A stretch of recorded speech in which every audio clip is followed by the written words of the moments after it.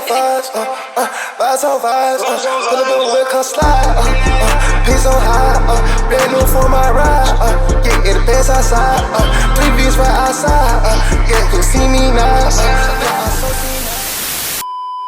Y'all see the curls? The curls is curling.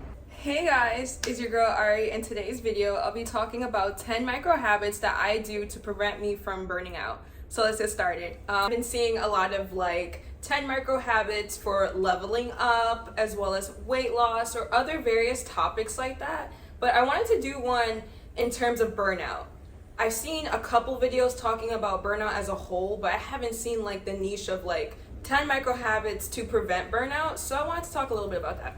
So hi guys, if you're new to this channel, welcome. My name is Ari De Niro. So my channel does a lot with living abroad, travel, self-care, and then the girl chats for you guys. So if you guys like more content like that, or that's your niche, hit that subscribe button and let's get started with today's video. So a micro habit that I do that keeps me out the dumps and from burning out is to make sure I get my water every day. Hydration is everything. Hydrate before you dehydrate, okay? I am a big fan of promoting to get at least 2 liters of water in your system daily.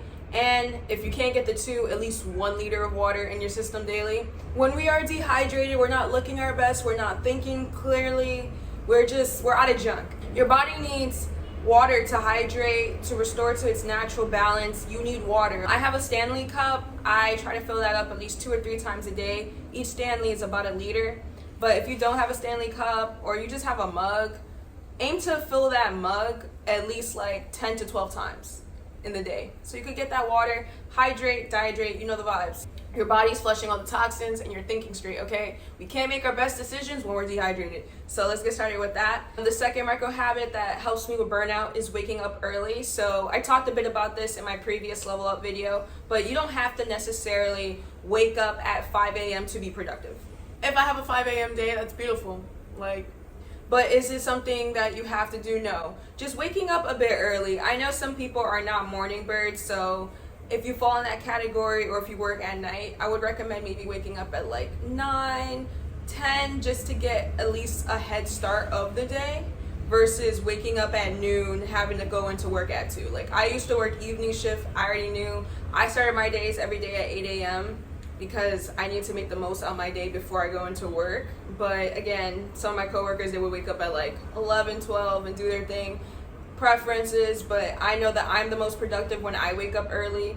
And a large part of burnout is me feeling like I don't have enough time to do stuff. So if I'm waking up extra early in the day to get the day started, as well as to have a list of tasks. Personally, when I feel burnout is when I know that I have so many things to do and I'm just not having enough time in the day to do it. So what helps me with burnout is making sure that A, I wake up early, and B, I have a task list. So that's the third point, having a task list. Every morning before I start my day, I make a list on a post-it note on things I need to do for the day. I just check it off my list. Definitely recommend that. Not only does the task list allow me accountability, as in it holds me accountable to get things done and to make sure I get these things done, but whatever I don't complete in the day, it just gets rolled over for tomorrow. That way I know I have things to do, but I'm able to maneuver my day as well as even maneuver my week to make sure that these core things get done. And again, whatever doesn't get done in the day, I don't beat myself up about it. I just roll it over to the next day. And from there, we get started. Making sure that you have a task list to hold yourself accountable, as well as to be more mindful on how you spend your time and energy throughout the day. So that's my third micro tip. My fourth micro tip to prevent burnout, making sure that you eat healthy, nutritionist, filling meals. So I eat about twice a day. I'm still intermediate fasting, so my eating hours are from 12 to 8. So I'm doing the 16-8 schedule where I'm fasting from hours outside of noon to 8. So noon, I have my first meal of the day. Make sure it's heavy on protein to keep me full for the day. Make sure it's heavy on making sure that it's heavy on protein, moderate on carbs, because I am still running and exercising. I need my carbs to fuel me to run. Carbs aren't terrible. I hate when people talk about oh, you need to go on a high protein, low carb diet. I am a fucking runner. I work out intensely. I need my carbs. So again, guys, adjusting your diet to what you need and what your daily activity looks like is everything. I walk about 4 miles a day and I run about 2 miles a day. So that's 6 miles of just ongoing. If I'm running on no carb, straight protein, no. If I eat too much protein, my body hates it. I tried a high protein, low carb diet. My body was not responding well to it. I was very constipated. So now that I'm adding more carbs, it's actually allowing me the energy I need to fulfill my daily activities. Eat at 12, maybe have a snack at 3, eat dinner at 6, and right before it hits 8, I would drink a tea. And right before bed, like around 8, I would drink like a peppermint tea to subside my cravings. So like I do have some sweet cravings, especially around the time of my menstrual. So to help with that, peppermint tea, drink my tea, go to bed. Another micro habit, making sure that the food you're eating is filling you within. I know with burnout, because I'm so hyper stressed, I'm skipping meals. If I'm skipping meals, my brain is deprived of food and the nutrients it needs to function. And if I'm skipping meals, I don't want to work out as hard. So definitely, guys, making sure you have your meals is a good micro habit. My 6th micro habit that prevents burnout is making sure that I check in with friends at least like once or twice a week. Friends and family. So I don't talk to a lot of my friends every day. I don't talk to my family necessarily every day, but checking in and making sure I at least check in with someone throughout the week, that helps a lot, because part of burnout too is you start to self-isolate, and then once you start to self-isolate, the depression hits. To prevent me from doing such and to prevent me from getting to that depleting point, I make sure that I check in with my friends and family, my support system, and just see how they're doing, vice versa. One habit that I notice when I'm so hyper focused that leads to burnout is that I start to self-isolate, as well as just like block out the world besides the task. And in doing so, I'm creating an unnecessary amount of loneliness and isolation, when in reality, like my support system, my peoples, they want to speak to me. I just don't need to be ghosting them when I'm hyper focused. Making sure you get your social type in, making sure you tap in with a friend, and also depending on like the type of job you have. So I'm a researcher now. A lot of my day is spent on the laptop by myself, so I'm doing a lot of just self-isolating things. So allowing me to have these check-ins with like my friends and family just keeps me sane up here, as well as just keeps me in the loop of what's going on. 7th micro tip to prevent burnout is to do a self-care day at least once a week. My self-care days consist of doing a nice face mask. I'll touch up my eyebrows, I will shave, I will wax. Like I'll do something at least once a week to keep my general maintenance, because I notice that I feel my best when I look my best, and when I look my best is when I'm taking care of myself. Personally, I do my own nails. I told you guys this, so this helps a lot. I do them at least like once every 2 weeks.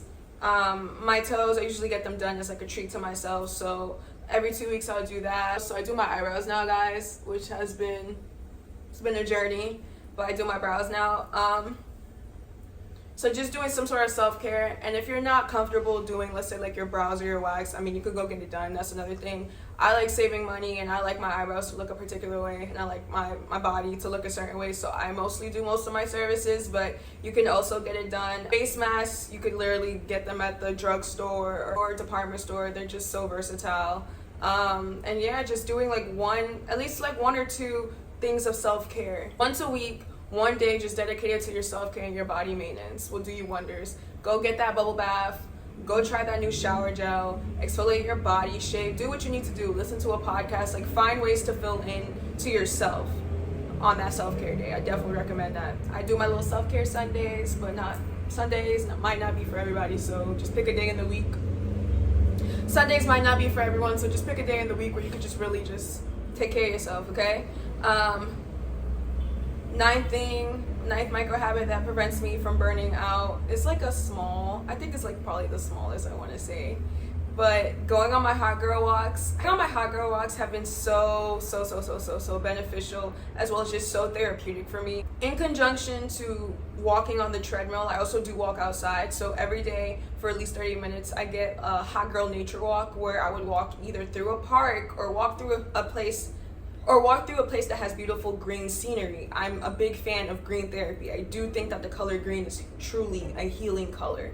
Seeing so much green and surrounding yourself with like plants and that plant aura, flora kind of vibe really does rejuvenate and recharge the soul. So definitely I would recommend every day for at least 30 minutes to walk. And then for my girlies who either live in very cold climates or it's not the season to go outside and walk, invest in a walking pad. One of my favorite influencers, Bria Jones, she has a walking pad, and she talks about how she gets her steps in through her walking pad, and I love that. Me, I'm in a hot climate, so it's mostly sunny for most of the day, so when it's raining here, I would literally go downstairs to the treadmill room, walk my steps, and if it's sunny and it's beautiful, I'm outside.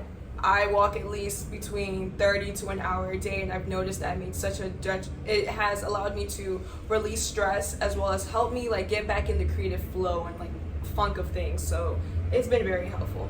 Another micro tip that has helped me a lot with preventing burnout is taking myself on a date. So my solo dates, I'm going on a solo date actually today, but I would take myself to either a new library, and then following the library, like a new restaurant or a cafe or something new to just put me in a new environment and to just vibe out. Solo dates do not necessarily mean you have to buy something. You can go to literally a new library.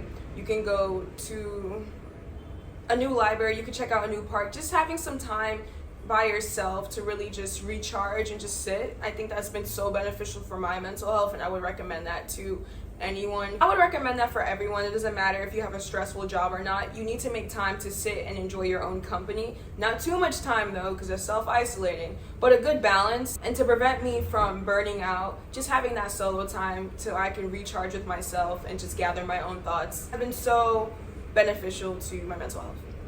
The 10 micro thing is to have at least one day where you just indulge in some sweets. It doesn't hurt to like treat yourself here and there to something sweet.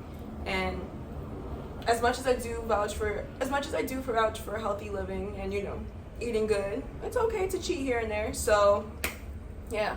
But yeah, guys, those are 10 micro habits that I do that keeps me fulfilled and prevents me from burning out. So I was experiencing, full disclosure guys, I was experiencing some burnout with my research project lately. So I wanted to sit down and do this topic because I do these tips to not only prevent me from burning out, but also I have noticed that once I incorporate these, I'm not burning out as drastically. I noticed that when I incorporate these micro habits, when I do burn out, my bounce back game is much quicker, much stronger, much more sustainable than versus not including these tips. So I want to share that with you guys. If you guys like more content like this, please like, subscribe, and comment. And until the next video, guys.